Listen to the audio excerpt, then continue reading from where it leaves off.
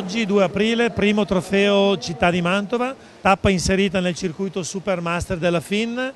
Siamo molto contenti, adesioni da 88 società provenienti da 8 regioni nazionali, 610 atleti partecipanti. L'impianto di Mantova, gestito da Sport Management, è molto bello, apprezzato da tanti e tutti, vasca molto veloce. Ci piaceva gratificare la struttura con una gara a livello nazionale. Non è detto che in prossimo futuro la gara possa diventare di 1 giorno e mezzo o 2 e diventare un po' un punto di riferimento nel panorama del circuito Supermaster, che ha gare che vanno da fine ottobre a fine giugno.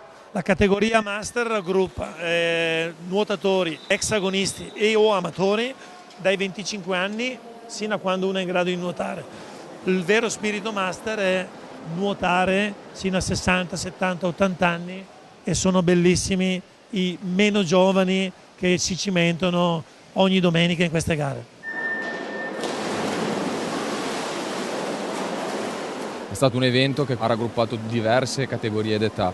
Ha coinvolto circa 600 atleti da tutte le diverse categorie, quindi sicuramente è una giornata importante che ha permesso sia alla Sport Management e anche al Comune di Mantova, che ci ha supportato in questa iniziativa, a portare avanti questa esperienza importante per tutta la città.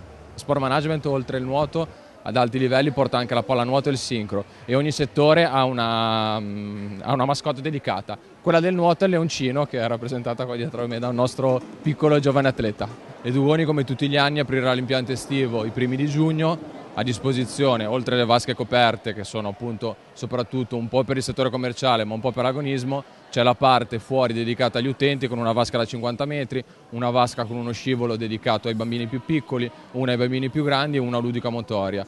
L'offerta della piscina è sempre variegata, promuove anche quest'anno con delle ottime iniziative il Blue Camp, che è il grass estivo per i ragazzini di Mantova, e niente, aspettiamo tutti per una nuova stagione estiva.